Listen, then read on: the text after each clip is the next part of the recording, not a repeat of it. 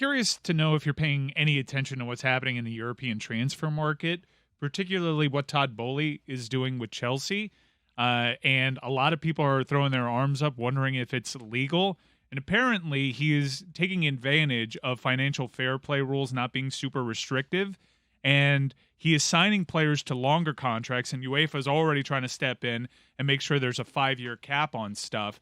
But because he anticipates financial fair play rules becoming a little bit more rigid in the future, he is spending immense money. What's the stat that you were telling me, Woody, that Chelsea have outspent entire leagues in Europe with some of their transfers? I think their last 2 transfer windows, which since he took over the team, it's a sum total of £500 million, which is an astronomical amount of money. Like, I think it's the French league and the Bundesliga have not spent that amount in total in those 2 periods. I just did a full podcast on this yesterday. Yeah, he's identifying a lot of younger talents that he projects higher ceilings to, so he can keep them. Mudryk, he signed to an 8-year deal. These are young players, and I guess the idea is with their internal projections, they won't have to spend big money down the line. But this is a first-time owner of a European soccer team. He has experience with the LA Dodgers. This is a mighty big spend off the bat. It's inevitable that the wallets are going to tighten up down the line. So let's just break it down for the audience. The Atlanta Braves take young players and they sign them before they need to be signed when they're still property of the Braves. They give them long-term deals, buying out their free agent years early.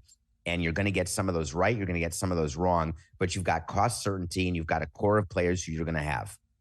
Todd Boehly has never been the number one person in U.S. sports. He's been behind Mark Walters in Los Angeles and behind the Buss family with the Lakers, let's say. And now in Chelsea, he's the man holding up the jerseys.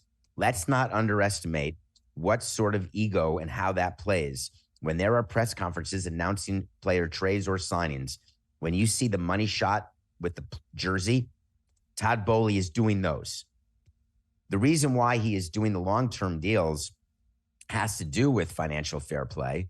And he learned this in baseball, where all of the baseball players are being signed to these 8, 9, 10, 11, 12-year deals because you get to amortize out what the hit is for your books. Even like you get to straight line amortize it, if you will. And what they're doing is they're going to change the rules on him.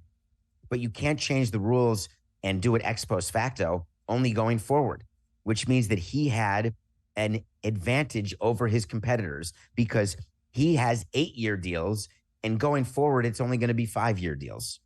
So he saw a window to do something very American. And before that window closes, he's going to milk it, and then he'll have to start operating like everybody else. But the question Chelsea fans ought to be asking is he actually listening to anybody, or does he have new owner-itis where he just wants all the shiny new toys and he's hoping that is what will make a good team? And, I think they're 10th in the table right now. Yeah. So I would say that we got to wait to see. It was a very messy summer transfer window. He seemed to defer to the Champions League winning manager, and reports were early on he knew he wasn't going to be the guy, but he still allowed him to shape the summer transfer strategy, saying no to Ronaldo because the manager didn't want him and targeting Aubameyang because the manager was familiar with him, but he had planned all along to replace him. It does seem a lot more organized and a lot more efficient in this winter transfer window. It's not something I've ever really seen before. So I'm kind of wondering aloud if it's smart. It seems smart by how you're describing it. Someone seizing on an inefficiency and trying to make the most of it while it's here. But I have no previous results to lean on to know whether or not this is going to work out. Well, you can't know. Wait, isn't your definition of working out success on the pitch? For Chelsea, it's different. For Chelsea, it's hardware. Right. Well, when I say success, meaning trophies. Yeah, top 4. Talk about a playing in specific game. Champions League that helps pay 4. for a lot of these transfers. If they're not in European competitions, all of a sudden that's a big hit to their books. That's what I meant by wait to see, right? I'm not talking about relegation with them. I'm saying that it's going to be all based on where they are at the end, what they're hoisting. But in the meantime, he's an American owner joining other American owners there, acting like new American owners would act. He's doing everything according to plan, and who knows whether it works. Speaking of American owners in Europe, it was reported, not unlike the Artie Moreno stuff, that Fenway all of a sudden doesn't want to give up a controlling interest of Liverpool? Is this just trying to cultivate more interest in the market because the market wasn't what they hoped it would be?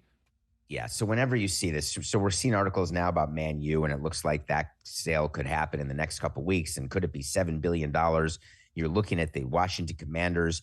How many groups are in at $6.5 to $7 billion for the Commanders team? You got Jerry Jones, who can then say, wow, my team's now worth $12 billion, but no, I'm never going to sell it. You start getting greedy. There was a time, and these numbers are totally different, but there was a time in 2000 and I would say 13 or 14, where if I had told Jeffrey that we could get $600 million for the Marlins, it would have been unheard of, a dream. You're telling me, David, you can find someone to pay 600? I said, no, but I'll start looking. And a few years later, I said, I can get you a buyer right now at 600. And he said, no, I want more. And I said, but wait a minute, you just wanted 600. You said we'd never get there. I got you there. You keep moving the goal line. And that's what happens. The goal line keeps moving, and then owners back out. Are we running out of venture capital firms and extremely wealthy billionaires? You've gone way too far. Way too far. Look at what happened with the Suns. A billionaire just bought it on a whim. Who you never heard of. Yeah.